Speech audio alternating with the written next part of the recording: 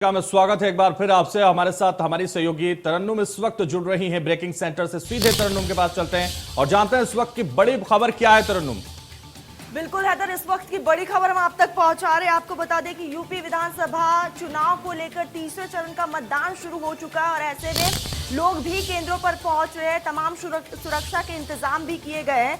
इसी के साथ मैं हैदर आपको ये भी बता दूं कि यूपी विधानसभा चुनाव के तीसरे चरण का मतदान 16 जिलों के 59 सीटों पर किया जा रहा है। सुबह से ही मतदान बूथों पर तमाम तैयारियां हो चुकी है, सुरक्षा के पुख्ते इंतजाम है।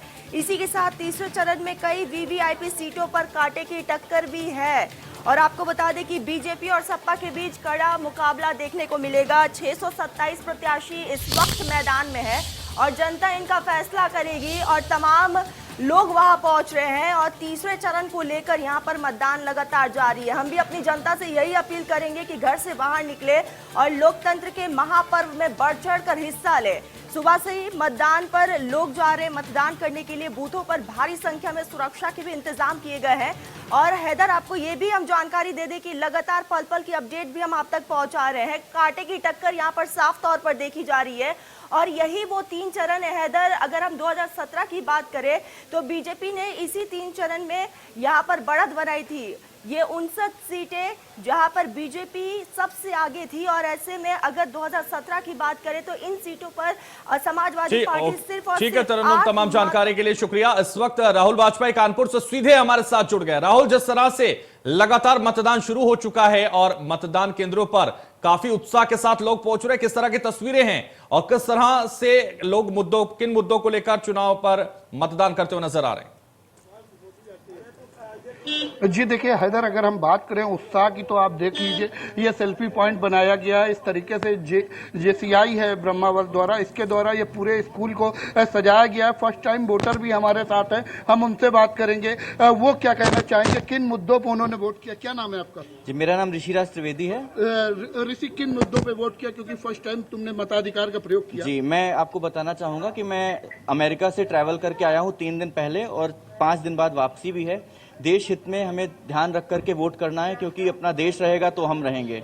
तो देश के कई मुद्दे हैं, जैसे शिक्षा हो गई, विकास हो गया, स्वास्थ्य हो गया, इन सारे मुद्दों को लेकर के मैंने वोट किया है और मैं यही चाहूंगा कि हर इंसान, हर भारतीय नागरिक अपने देश हित को ध्यान में रख करके वोट करे। जिस निश्चित तौर पे हैदर, आपने सुना ये अमेरिका से ट्रेवल करके यहाँ कानपुर उत्तर प्रदेश आए हैं वोट करने, तो कहीं ना कहीं देश हित का बड़ा मामला। इसके अलावा और भी लोग हैं। आपने किन मुद्दों पे वोट किया? हमने अपने क्षेत्र के किदवईनगर विधानसभा के मुद्दों पर, जैसे कि क्षेत्रीय विकास होना है, स्कूल में शिक्षा वगैरह की व्यवस्था होनी है, एवं अस्पताल नहीं था, अस्पताल चाहिए। और यहाँ पर कई मुद्दे ऐसे हैं जो पिछली भी पेंडिंग पड़े हुए हैं, आगे विकास होता रहा। ऐसे प्रत्याशी को भी चुनना है और ऐसे प्रत्याशी को वोट डालकर हमें उसको ताकत देनी है। 5 साल के अंदर अभी एक वो अस्पताल नहीं बन पाया? 5 साल के अंदर किदवईनगर विधानसभा में दक्षिण क्षेत्र में एक मोहरम मंडी के, पुरानी मोहरम मंडी के पास अस्पताल आया है, जिसका अभी निर्माण कार्य इसके बाद चालू होना है। निश्चित तौर पे आपने देखा कि किस तरीके से लोगों का उत्साह है। आपको हम अंदर की तस्वीरें दिखाएं। हमारे साथ एक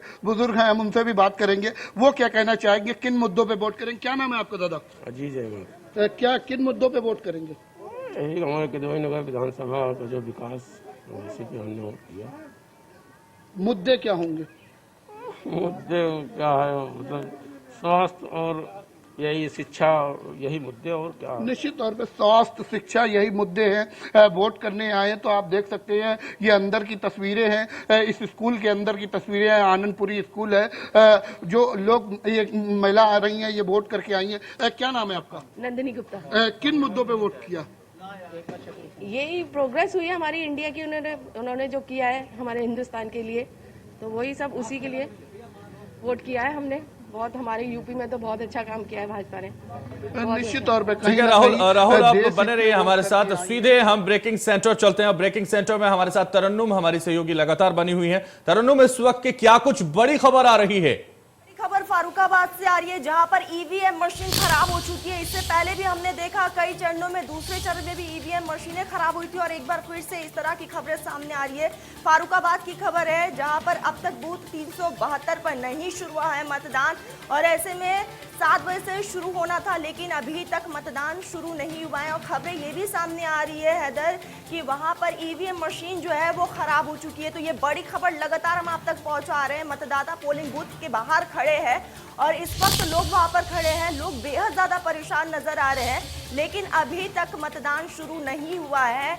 वहां पर महिलाएं भी हैं और इसी के साथ जिस तरीके से लोग वहां पर परेशान नजर आ रहे हैं, इसको लेकर अफसरों को इस चीज को लेकर अवगत भी करा दिया गया है। तो मशीन खराब होने की यहाँ पर खबर सामने आ रही है और फर्रुखाबाद की ये खबर है, अभी तक यहाँ पर मतदान शुरू नहीं हुआ है और केंद्र के बाहर भारी संख्या में यहाँ पर लोग भी इस वक्त वहां पर मौजूद है, लेकिन अभी तक पोलिंग बूथ पर जहां पर लोग मौजूद हैं अभी तक वोटिंग शुरू नहीं हुई है, जिसकी वजह से लोगों में भी काफी ज्यादा रोष देखने को मिल रहा है। हैदर, लगातार ये बड़ी खबर हम आप तक पहुंचा रहे हैं, पल पल के अपडेट हम जनता तक पहुंचा रहे हैं। अभी तक यहाँ पर वोटिंग शुरू नहीं हुई है। बूथ संख्या 372 में यहाँ पर मशीन खराब होने की जो खबरें हैं वो सामने आई है। इससे पहले भी हमने दूसरे चरण में देखा जिस तरीके से मशीनें खराब हुई थी, लोगों में भी भारी आक्रोश देखने को मिला था।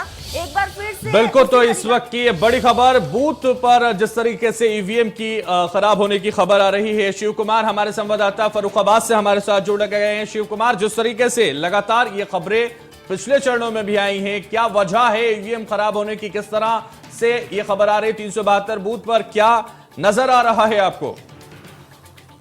जी, अभी सूचना मिली है कि फर्रुखाबाद में विधानसभा भोजपुर में कमालगंज का गगनी में एक जो गगनी बूथ है उस पर एक ईवीएम खराब की सूचना आई है और वहां पर सेक्टर मजिस्ट्रेट भेजा गया है और उस ईवीएम को बदलवाने की बात की जा रही है। जी, तो बिल्कुल मशीन को बदलवाने की बात की जा रही है, लेकिन अभी आधा घंटा हो चुका है मतदान शुरू होने के बाद से।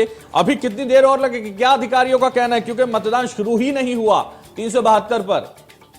वहाँ पर ये बताया गया है कि सेक्टर मजिस्ट्रेट और जो उसके टेक्नीशियन है उनको भेज दिया गया है और जो रिजर्व में ईवीएम रहती है उसे हटा के, जो खराब ईवीएम है उसे हटा दिया जाएगा और दूसरी ईवीएम लगा दी जाएगी। तो दूसरी ईवीएम लगाने की बात आ रही है सामने, लेकिन जिस तरह से वीवीपैट मशीन खराब हुई है, अभी तक बूथ 372 पर मतदान भी शुरू नहीं हुआ है। लगातार वहां प्रतीक्षा कर रहे हैं मतदान केंद्रों पर मतदाता। क्या तस्वीरें वहां की नजर आ रही है?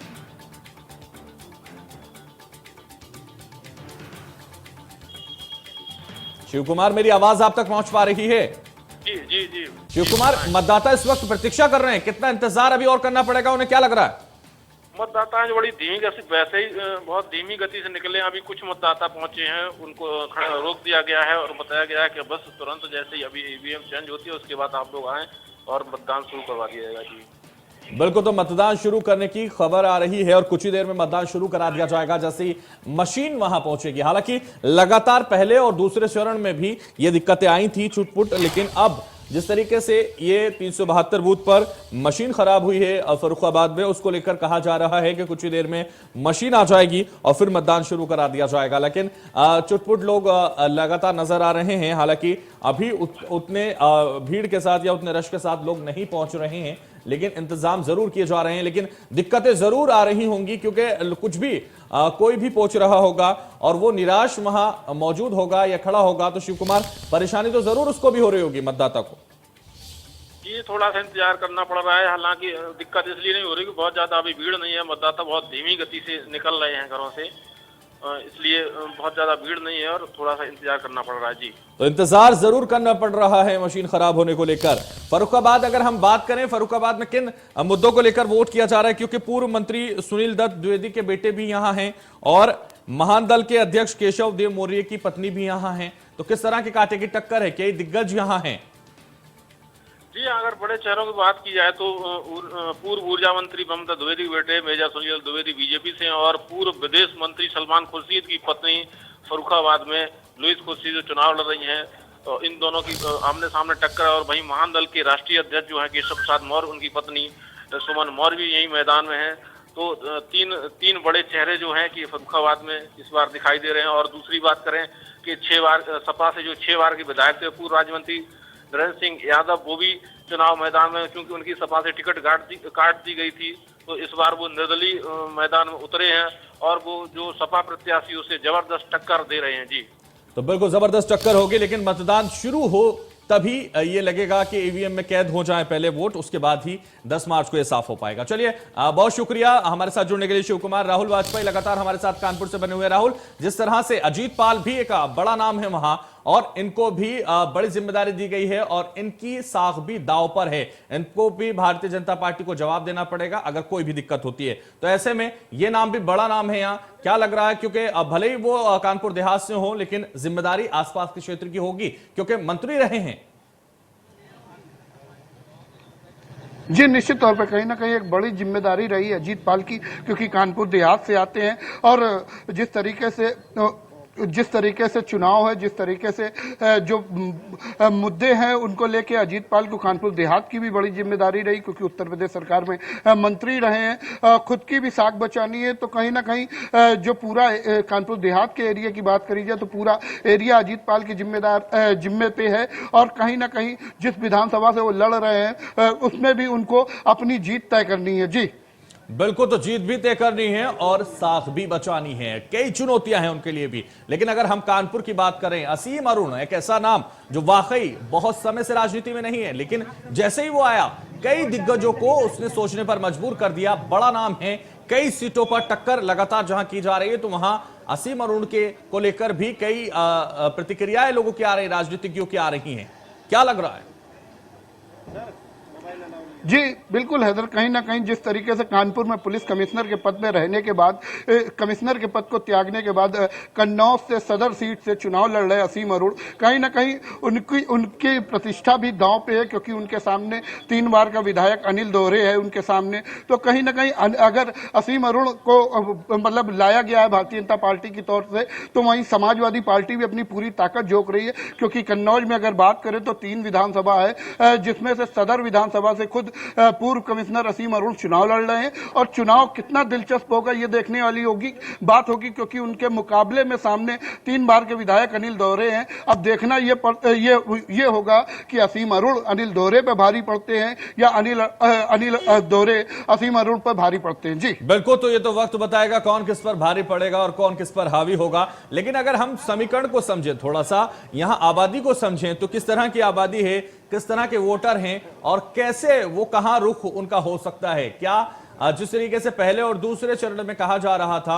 कि पश्चिमी उत्तर प्रदेश में जो वोटर्स हैं वो ज्यादातर किसान हैं, और यहां की अगर हम बात करें तो क्या स्थिति है? क्या यादव लैंड है? कितने जो है सवर्ण वोट हैं? क्या नजर आ रहा है आपको? जी देखिए, अगर हम बात करें कि पश्चिमी उत्तर प्रदेश में पहले और दूसरे चरण का मतदान पूरा हो गया, लेकिन वो जाट लैंड थी, वह किसानों की थी, तो इसके चलते वहाँ के वोट तब्दील हुए या समाजवादी पार्टी के गठबंधन को इसका फायदा मिला या भारतीय जनता पार्टी को फायदा मिला, ये 10 मार्च को तय होगा। लेकिन अगर हम बात करें कानपुर इधर की, तो ये सेंट्रल यूपी का इलाका है, तो कहीं ना कहीं अवध और बुंदेलखंड का इलाका है। तो जो यहाँ का है, क्योंकि भारतीय जनता पार्टी का ये इलाका माना जाता है, 2017 की अगर बात करें तो इसी सेंट्रल यूपी से भारतीय जनता पार्टी को 49 सीटें मिली थी, और जो यादव लैंड बोली जाती है वो यादव लैंड 7 सीटों में सिमट गई थी। लेकिन कहीं ना कहीं जिस तरीके से भारतीय जनता पार्टी यहां से बढ़ती है, उसी तरीके से आज भी ये माहौल देखने को मिल रहा है। लगातार जो मतदाता है वो निकल रहा है, कहीं ना कहीं मतदाता खुद स्वयं बोल रहा है कि उसने वोट देश के विकास को किया, उसने वोट भाजपा सरकार को किया। तो साफ तौर पर जाहिर सी बात है, क्योंकि ये जो लैंड है ये सेंट्रल है, ये अवध है, ये बुंदेलखंड है, तो इसमें कहीं ना कहीं भारतीय जनता पार्टी की अपनी एक बढ़त है। फिलहाल अभी जो बिल्कुल, तो ये हालांकि ये बहुत जल्दबाजी करने की जरूरत नहीं है। 10 मार्च को ये साफ हो पाएगा कि किस तरह से ये समीकरण बनते हुए नजर आएंगे। चलिए आप बने रहिए राहुल हमारे साथ। हम हॉट सीटें बता देते हैं कौन कौन सी हॉट सीट है इन चरणों में। सबसे पहले हम तीसरे चरण की हॉट सीट की बात करें तो करहल विधानसभा है, जहां अखिलेश यादव, एसपी सिंह बघेल और कुलदीप नारायण है। यानी अखिलेश यादव समाजवादी पार्टी से, एसपी सिंह बघेल बीजेपी से और कुलदीप सिंह हमारे साथ बसपा से हैं। यानी ये लगातार हम आपको बता रहे हैं जिस तरीके से अखिलेश यादव सपा से हैं। अगर हम कन्नौज की बात करें तो असीम अरुण बीजेपी से हैं, अनिल दोहरे सपा से हैं, अनीता देवी कांग्रेस से और समरजीत दोहरे बसपा से चुनाव लड़ रहे हैं, ताल ठोक रहे हैं।